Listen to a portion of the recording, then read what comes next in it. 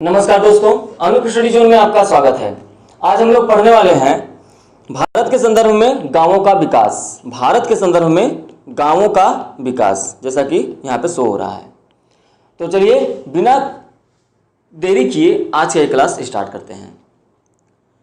देखिए, सबसे पहले है रूरल नॉलेज सेंटर्स। जैसा कि नाम से ही पता चल रहा है कि ज्ञान, नॉलेज का मतलब क्या होता है? ज्ञान। रूरल का मतलब क्या होता है? ग्रामीण। ठीक है, रूरल का मतलब क्या होता है? ग्रामीण। मतलब ग्रामीण में किसानों को उनकी ज़रूरत के हिसाब से उनको जानकारी देना रूरल नॉलेज सेंटर का उद्देश्य है, जो आधुनिक रूप से जो सूचना प्रौद्योगिकी और दूरसंचार तकनीकी है, इसके मदद से, इसके उपयोग से किसानों को उनकी जानकारियां उपलब्ध करवाना ही इसका उद्देश्य है। इसकी स्थापना जो है वो केंद्र सरकार ग्रामीण विकास बैंक नाबार्ड के जरिए देश के ग्रामीण क्षेत्रों में कर रही है। ठीक है, अभी तक ये क्या है? प्रोग्रेस में है। राष्ट्रीय किसान आयोग की संस्तुति के आधार पर गठित किए जाने वाले इन केंद्रों की स्थापना सन 2005-06 के बजट में पी चिदम्बरम के जो बजट में पी चिदम्बरम जी ने उल्लेख किया था। 2005-06 के बजट में सबसे पहले जो रूरल नॉलेज सेंटर्स हैं, जो केंद्र हैं, इस प्रकार के जो सेंटर्स हैं, उनके स्थापना की बात। ठीक है, अगर देखिए स्थायी कृषि विकास। स्थायी कृषि विकास का अभिप्राय क्या है कि जो कृषि रसायनों पर न्यूनतम सीमा तक आश्रित रहकर कृषि के ऐसे स्वरूप से है जिससे जीवांशमय खादों, न्यूनतम भू परिष्करण, शस्य चक्र, जैव उर्वरक और जैविक पौध संस्करण की विधियां उपयोग में लाई जाएं। कुल मिलाकर ऐसी कृषि जो कि स्थायी रूप से किया जाए। जैसे कि मान लीजिए कोई फसल बार बार बोने से क्या होता है? मिट्टी की उर्वरता कम होने लगती है, तो उसमें दलहनी फसलें लगा दी जाती है या फसल चक्र के तहत कृषि की जाती है। तो वैसे में क्या होता है कि अब जब अच्छे फसल उत्पादन की दृष्टि से हम लोग क्या करते हैं, किसान भाई क्या करते हैं, किसान लोग, कि उसमें क्या करते हैं, खाद और उर्वरक की मात्रा बहुत ज़्यादा कर देते हैं या कम कर देते हैं, या लगातार यूज से उसके मिट्टी की उर्वरता घटने लगती है। तो ऐसे कंडीशन में स्थायी कृषि विकास जो है कृषि की विकास के लिए, स्थायी कृषि के विकास के लिए जो जीवांशमय जैविक कृषि को बढ़ावा देती है, जिसमें जीवांशमय खाद मतलब जो जैविक खाद होते हैं उनको, न्यूनतम भू परिष्करण हो, शस्य चक्र और जैव उर्वरक और जैविक पौध संरक्षण की जो विधियां हैं उस प्रकार से पौधे लगाए जाएं। तो ये सभी चीजें क्या है? उपयोग में लाई जाएं। तो ये है स्थायी कृषि विकास के अंतर्गत। अब इसके बाद हम लोग देखेंगे परजीवी कृषि। परजीवी कृषि क्या है? परजीवी कृषि का मतलब होता है किसी अन्य पौधे के जीन को किसी अन्य पौधों में लगाकर एक नया प्रजाति या उसी प्रजाति को विकास करना परजीवी कृषि कहलाता है। परजीवी कृषि पौधों की प्रजातियों के विकास में प्राकृतिक जीन में कृत्रिम उपायों द्वारा किसी दूसरे पौधे के जीन का भाग जोड़ दिया जाता है। ठीक है, जैव प्रौद्योगिकी के उपयोग से कृषि उत्पादन में वृद्धि के व्यापक प्रयासों से परजीवी कृषि आधुनिकतम है, जिससे कि कृषि में काफी प्रगति की संभावना है। जाहिर सी बात है, ऐसा होता है, आप आजकल देखते होंगे कि अमरूद का पौधा या किसी चीज का पौधा हो कोई, तो वो छोटा ही रहता है, या आम का पौधा हो, छोटा रहने पर ही क्या देने लगता है? वो फसल देने लगता है।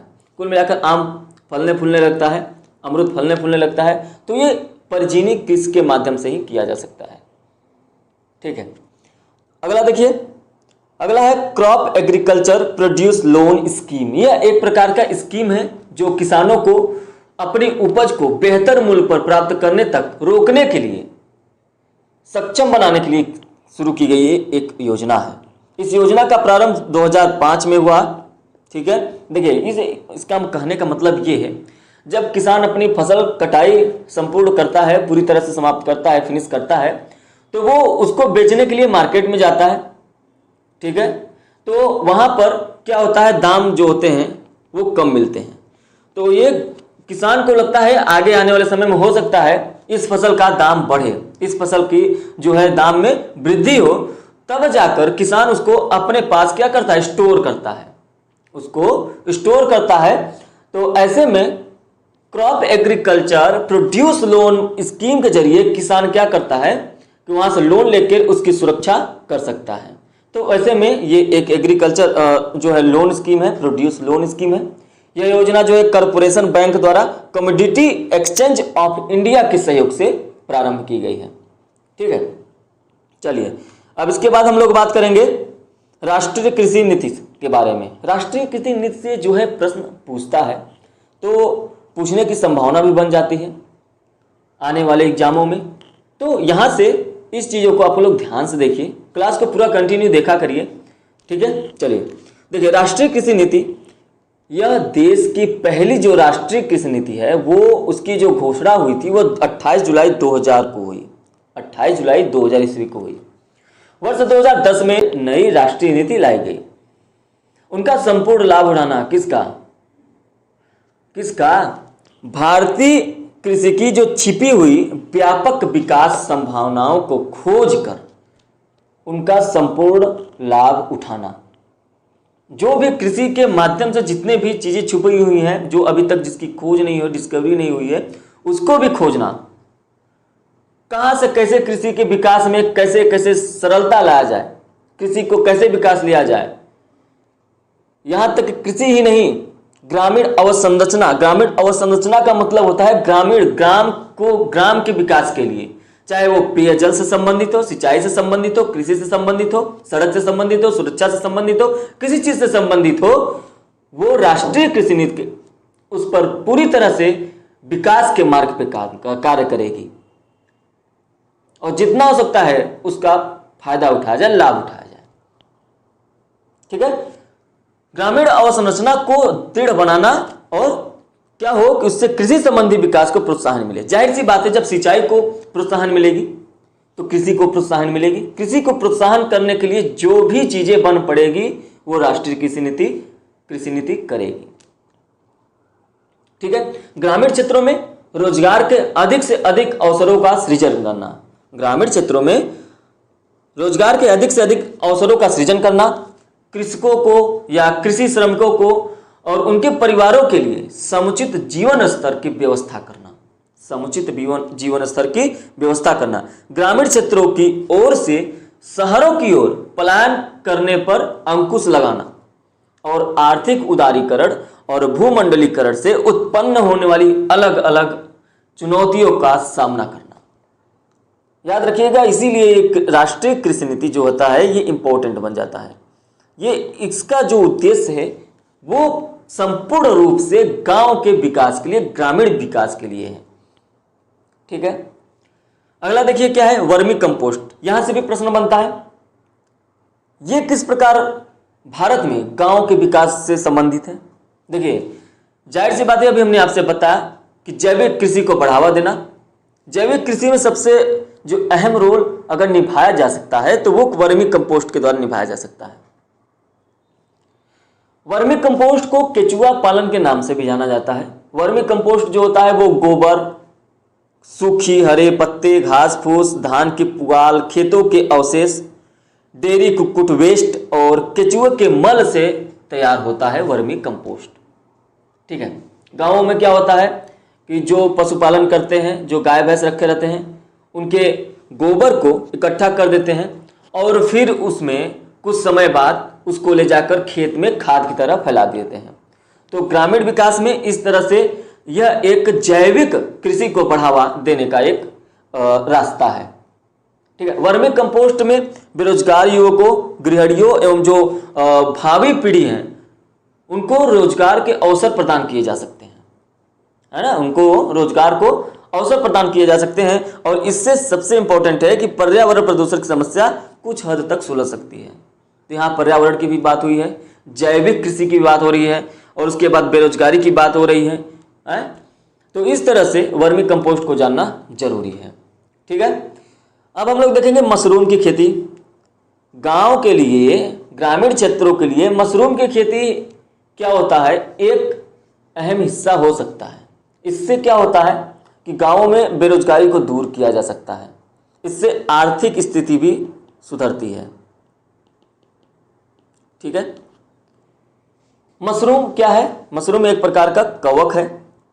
मशरूम का प्रयोग कहाँ पर होता है, मशरूम का प्रयोग सब्जी बनाने में होता है, स्वादिष्ट और पौष्टिक सब्जी बनाने में प्रयुक्त होता है। मशरूम को बिना मृदा के, मतलब बिना मिट्टी के, धान के पुआल और गेहूं के भूसे, इन सब चीज़ों पर भी उगाया जा सकता है, वो भी आसानी से। मशरूम 3 प्रकार के, मशरूम की खेती जो होती है वो 3 प्रकार की खेती आप कर सकते हैं। एक बटन मशरूम, एक डिंगरी मशरूम और एक होता है दुधिया मशरूम। डिंगरी मशरूम को ऑयस्टर मशरूम भी कहते हैं और दुधिया को मिल्की मशरूम भी कहते हैं। ठीक है, अब इसके बाद हम लोग देखेंगे, ये रहा मशरूम की खेती, और इसके बाद देखेंगे ड्रिप सिंचाई। ड्रिप सिंचाई ग्रामीण अवसंरचना में एक महत्वपूर्ण रोल निभाता है।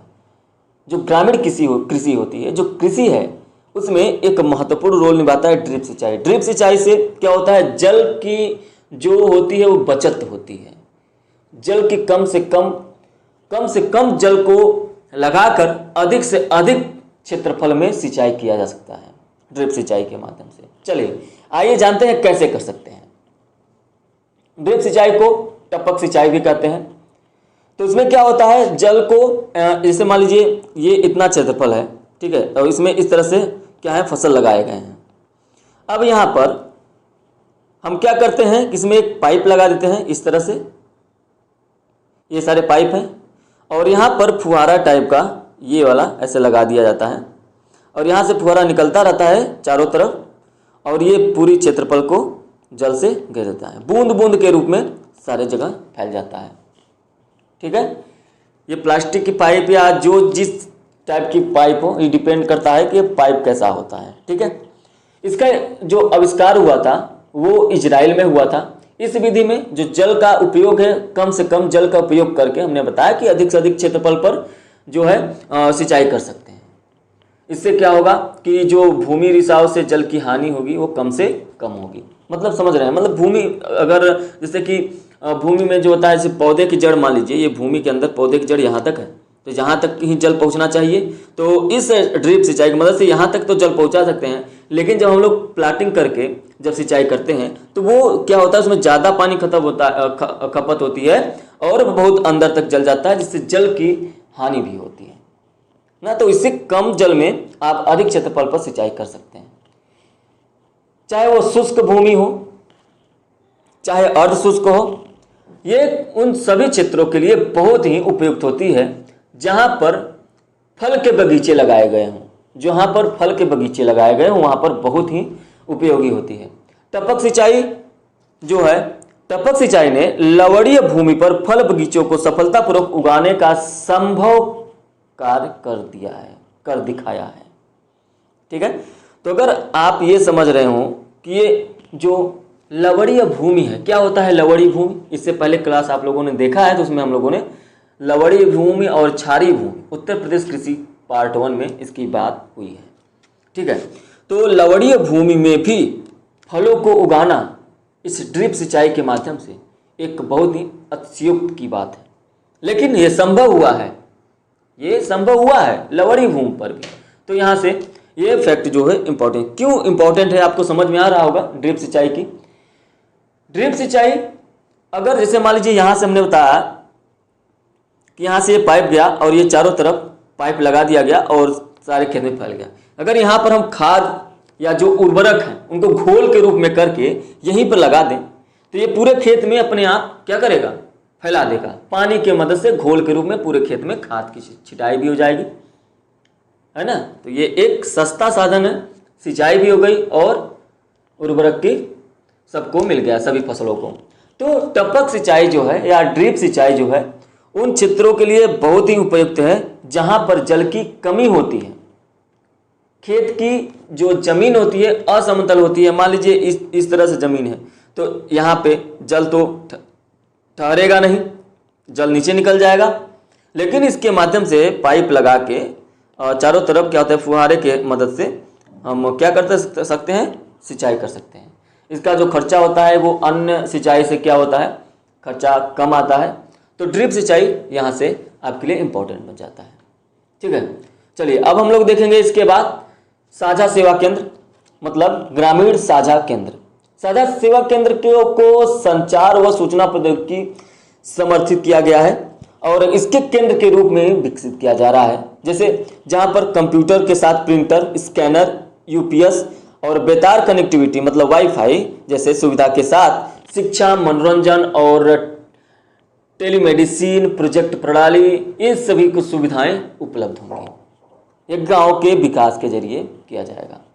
इसका लक्ष्य क्या है? ग्रामीण साझा केंद्र का या साझा सेवा केंद्र, जो भी कह ले आप, ठीक है, दोनों नाम आपको याद रखना है। अगर एग्जाम में आता है तो आपको यहाँ सही करके आना है। तो इसका उद्देश्य क्या है?